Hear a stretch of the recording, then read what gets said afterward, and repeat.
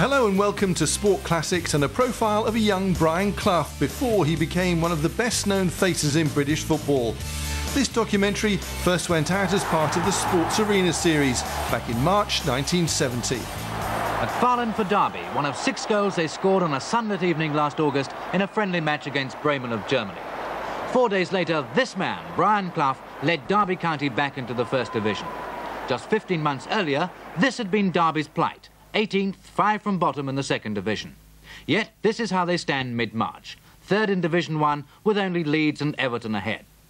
Last August, we asked Clough to take part in a television experiment, to commit himself on film as to how Derby would fare in the First Division. The deal was that the interview would not be screened until this Sunday in March. Clough also agreed to review his remarks 7 months later and to re-evaluate his original assessment of this Derby County team. When we first spoke, their new £200,000 stand was being rushed up in time for Derby's first match back in Division 1. Clough, even then, was showing the kind of aggression that makes him the manager that everybody wants.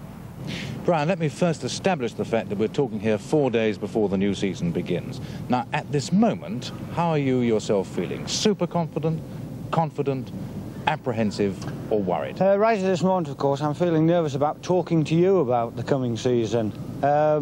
It depends on what type of mood you're in, and it depends on the type of problem you've got at the time. The feeling right throughout the close season, obviously, has been one of confidence. But I can't visualise any difference of feeling, because all managers must have this, going from second to First Division. If you don't feel confident yourself, you can't possibly spread confidence to your players. And this, of course, is what they're needing more than anything right at the start. They want to believe in themselves, they want to have confidence pushed at them, so they in turn become confident themselves. You choose then the one word, confident. Oh, very much so, yes. You might as well be confident as anything else. There's only 2 ways to go. You look up that way or you look down there, and not many people with sense will look down there when they've got a choice. Looking now to the last day of the season, what position would you settle for in the First Division? Next April? Yes. I should settle for first place, of course. Anybody that has settled for less is crackers. Now, if you ask me, you'd settle for first place, but where do you think you'll finish, then obviously it's another dimension to it altogether. There's been a hell of a lot of talk going on about what we expect and where we expect to finish. Well, the only line I can draw, of course, is we're not just looking for survival. What do you see as the big differences between Second Division and First Division soccer? Can you as a club match it by just playing harder, or do you have to rethink the whole philosophy of football to go into No, you certainly can't division? match it just by playing harder, because every side plays hard. There's no such thing as an easy side or an easy match. We played hard last year in the Second Division. We'll equally play as hard this year, but if we haven't got the class and the ability to go with it, all this is no good. Which opposition First Division clubs worry you most? I haven't got to the stage right at this moment where I am worried about any individual, but of course during the coming season, when we're meeting the Leeds and the Liverpools, so professional, so good, so talented, so much on the ball, these will obviously create a hell of a lot of worry for me and for the lads on the field. It's inevitable. The better sides create the more worry, and they are the best sides. The key man on the field last year, ostensibly, was Dave Mackay. He's now 35, unashamedly a veteran. Can he physically stand the pace of this coming season? Well, I'm not interested physically whether he can stand it or not, because the type of game we ask of him and will ask of him this coming season isn't wrapped up so much in the physical side of it. It's the brainy side of it, it's the thought of it, it's the know-how, it's the 20 years of experience that he's acquired. And this is the side we're interested in. If we wanted the physical side, we'd perhaps get a 19-year-old who could run about like an idiot, and we'd lose every match. David's giving us now what he's acquired over 20 years, and it can't be bought, it can't be produced overnight, and it can't be taught. Now, ask me the consequences if we lose him, then it'd be the same as losing any other star player. You'd miss him very badly. If you get 3 average players, that's what it would take to replace him. There's 1 or 2 points concern them all, in actual fact, because we've got a reasonably young side. We've got Les Green, of course, that's been in league football only a few seasons, despite the fact he's, I think, 26 now. It's new to Les. He's got the temperament for it, he's got the ability for it, but it's new to him. And John Robson, of course, 12 months ago, was playing on a slag tip somewhere in the northeast. At the ripe old age of 18, it's very difficult to assess. And Ronnie Webster, the other fullback, Ronnie's been here 9 years, but never having tasted First Division football. So once again, it's new to him. We've got Alan Durbin at right half. He's got experience of First Division, which is going to stand us in good stead. We've got the centre half. A bit of an unknown as far as centre-halves go, despite the fact he is in the under-23s. Everybody will get round, of course, having seen him for a season, to the fact that he is the best centre-half in the country. We've got John McGovern at outside right, come from Hartlepool's 4th Division.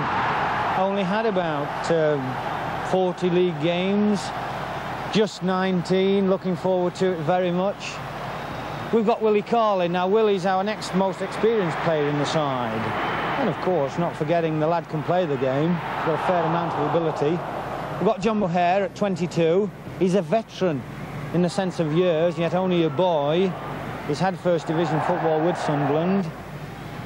We've got Hector coming into First Division for the first time, but we feel he's got the basics. He's got a bit of pace. The lad can stick a goal in. And we're looking forward to a good season from him. We've got Alan Hinton at outside left, perhaps the most underestimated player in the side. So I repeat, we have got a balance. And on the other hand, we've got 6 or 7 players who have not tasted it at all. And only my word, and time will tell, whether they're going to do it or whether they're not. How have you established this feeling that they are players now fitted for the First Division? You've done something to them. What? It's very, very difficult to define, of course, what you do to a player. We've had several instances on tour. We've talked about discipline for hours and hours and hours, what is expected from them. I've talked about it about an hour ago this morning, in the sense that don't come to me about problems you've got at home. Don't come to me about, well, I've got to do this, I've got to do that. All they've got to do, as far as I'm concerned, is devote themselves completely to 9 months football from now on. Last August, Derby's pitch was resplendent. Today, a blade of grass is as rare as a survivor from the Somme. But great teams have fallen here, and the word survival might never have been coined. This is Derby County's position with barely a month of the season left. When we spoke to him back in August, Brian Clough was stripped for action. Now, still abrasive, still aggressive, he takes his 40th phone call of the day and looks at his baptism in First Division football in retrospect. 8811. OK, I'll get the rest of the calls later. Thank you very much indeed. Brian, now be honest about this. Looking back... I'm honest about everything. Looking right back to the start of the season, did you ever think that Derby would never be out of the top half of the table? No, I didn't think that perhaps we would have had such a good season as we've had. I didn't think we'd be top of the league at one particular time, which we were. I didn't think we'd be sitting 4th in the league for a long time.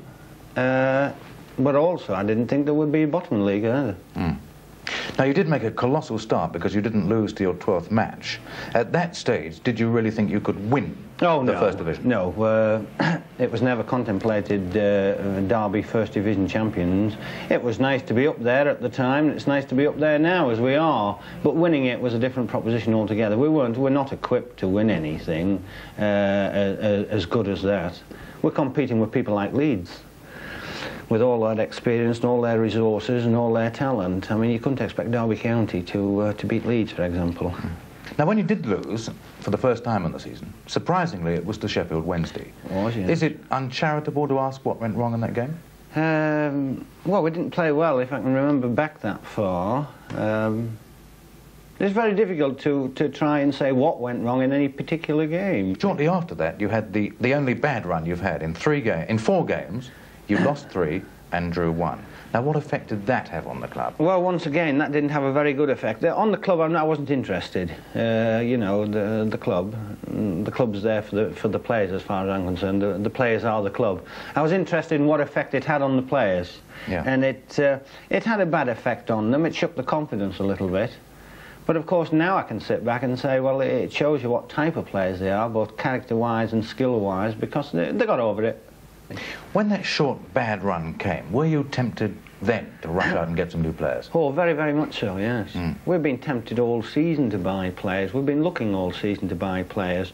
And of course, it's when a run like that comes, when you go 3 or 4 matches without winning, then you turn around and say, oh, hell, if we only had a player to slip in, you know, to change the pattern, just to boost somewhere along the line, take him to Guernsey for a few days, if it was possible, fix him up with a blonde, anything, to get him out of this 3 or 4 match spell.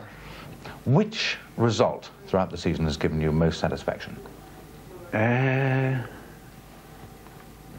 Oh, it's difficult. Well, we've beaten everybody. We've beaten everybody in the league, apart from Leeds, I think, and Manchester City. We've done Liverpool, Manchester United, Everton. We've had all these things. A lot of, I can't. Perhaps I think the one when we beat Tottenham 5-0. I think that was clouded a bit because of the feeling we have for Dave Mackay. I think that gives the most satisfaction. Normally it wouldn't have done because it was Dave, though. The fact that he's given so much to Derby County and so much to me and everybody else, I think that gives us the most pleasure. At this point of the season, who now are the teams you most fear in the First Division? Well, it's very much so, of course. It's true to pattern. Leeds United are still there, by far the best team in the country, by far the best of everything, in actual fact. Leeds are at the moment. They're a tremendous side. Tell me if you had one awful moment, what that worst moment was. Yeah, when we scored an own goal, 7 minutes to go in the FA Cup at QPR.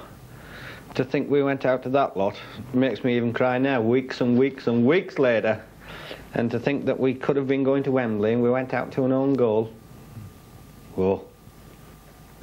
Did you honestly believe at the start of the season that Dave Mackay, at his age, could have contributed as much as he has? Very much so, yes. Dave, we knew, would get away this season quite comfortably. We knew that if the McFarlanes and the Robsons improved like we thought they would be, we knew it would become a little bit easy for Dave. And as it's turned out, it has in actual fact. Dave is not now working his hardest at all. We went to Liverpool, as you well know, won 2-0. Dave never broke sweat. That is the honest truth. He came off after the match. I said to him, you can play again. It's just the fact that he's reading it that much better, even better than he did last year, and of course the players around him have improved. You did, of course, make one major signing during the season, £110,000 it was reported, for Terry Hennessy. Yeah. Why was that signing necessary? Well, it was necessary because he was a world-class player. He's a very talented player. They don't come available very often in the season. We wanted somebody from midfield. We have to plan for the day that Dave retires. Terry's an essential back 4 player in actual fact. Dave can't go on until he's 90, although I'm sure he would like to. So you've got to plan these things. The Terry Hennessy's don't come available every day, so it was a case of when he come available, get in quickly and get him.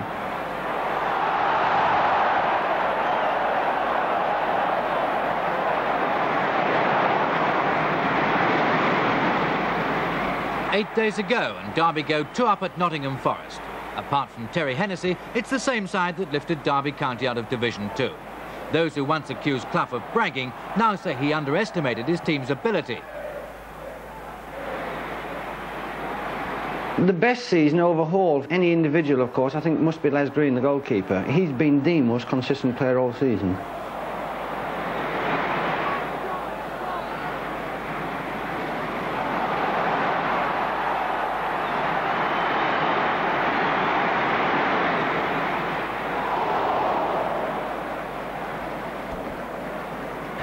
Roy McFarlane at centre-half, if he hadn't have had this groin injury all season, he would have emerged as the best player to have come into English football for many, many years. And Alan Hinton, and I wish I could go and spend 29,000 and get another player like Alan Hinton.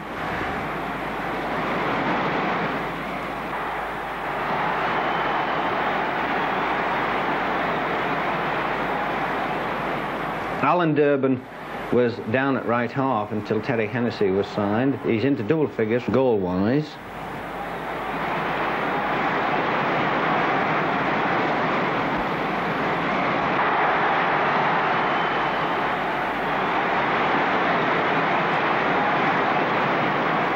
John O'Hare is recognised at long last for Scotland.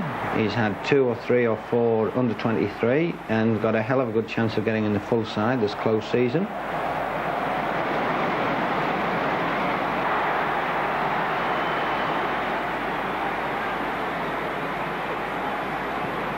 They must have had a hell of a good season, and they must have acquired a lot more know-how and experience.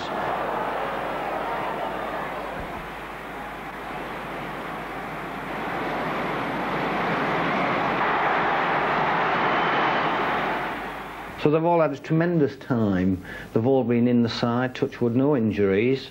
And as I say, they've all played sufficiently well to keep in the side. I wanted to raise the point of injuries.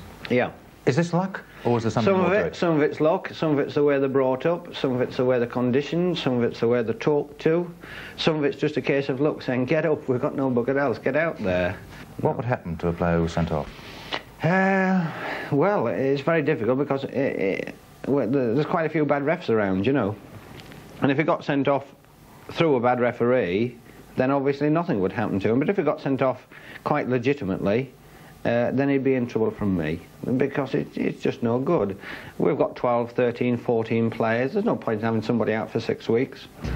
During the season, you've experienced some of the pressures that drive football managers mad. Yeah, well, I've experienced them all, not some of them.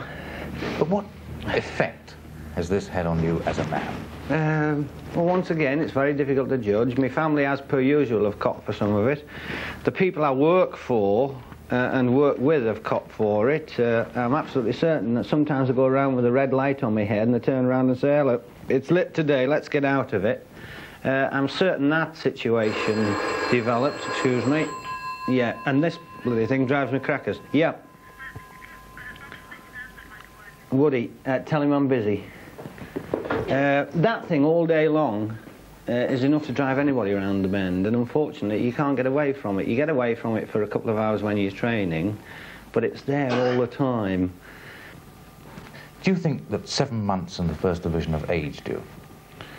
I don't know. I still feel the same. I'm a bit tired, perhaps, after a hard season. I'm getting on people's nerves a little bit more. Peter Taylor and I are sick of the sight of each other. That type of thing, more ways than one. But I don't know. I'm sure it has aged, because I don't know how people last in this game till they're 60, I'll tell you that. As you well know, we've got a pension scheme that pays out at 60. That must be balmy. I don't know who the hell draws on it, but I don't fancy my chances. When I came up here at the start of the season, you were smoking very heavily indeed. You don't seem to be smoking now. No, I've tried to chuck it a little bit, trying to get off it. You know, it's getting out of all proportion. The spells you go through in this game when you're worried and when you can't sleep and all that type of thing, and you turn to cigarettes. Well, you're going to die if you can't sleep, and you're going to die through worry, and you're killing yourself even a bit more with fags. So you've got no chance, really, have you? How many cigarettes were you smoking at the worst period? I don't know, it varied. It got 20, 30, perhaps even more than 30 a day, you know, which was, it's ridiculous. I couldn't go out training on the morning without bloody wheezing and coughing and getting pains across my chest and all sorts. So I was defeating everything I was working for. So I'm just trying to pack in smoke, and I've succeeded for a few weeks. It depresses me anyway to think I'll never smoke again. Has Derby as a town supported you as you'd hoped, or have they got a bit blasé with success? No, they've supported us in numbers. We've not kept pace with them as far as this club's concerned. We're poor relations in facilities and all like that. Our ground's a disgrace regarding facilities for spectators and facilities for players and facilities for management and all this. We've got no space. We're bursting at the seams all along the line. So we could do with spreading our wings a little bit. We've now got a good side, we've got magnificent support, we've got nearly a 40,000 average. We can only get 42 in. We've gone from 12,000 spectators to 40,000 spectators. We've gone from 10,000 quid season tickets to 200,000. Somebody better get a finger out, haven't they? We've gone with such a bang, and now we've got to go with it all the way, you know. We built a stand last year. And let's get another one up now. They've been up for 36 years, these two. What now is your biggest ambition in football? We want to get into Europe this year. We can't win the league. We've been knocked out of both cups. The only thing left is Europe. We want it very, very badly. You know, we've had a hell of a season. We've done everything reasonably right. We haven't had too many ups and downs regarding crises in the club. We've deserved something. So we want to get into Europe. It won't be bad, you know, in the second year, third year to get into Europe. But that's an ambition with the club. What is your personal football ambition now? Me personally? To get out? To get out of football? Yes. To make money and get out? No, I don't think that's the personal ambition, not at the moment. I'm sure it'll come to that eventually. But you can't separate my ambition and the club's ambition, because it's all one. It's all one. I should love to go into Europe and win something next year in Europe. I think we can do it. Not since the days of Ration Books, Carter and Doherty has Derby known a season like this. A great team, but there's no doubt about the one man who started it all, and little wonder that Brian Clough is now the most wanted man in football. And Clough's Derby went on to finish that season 4th. 2 years later, they'd be champions of English football.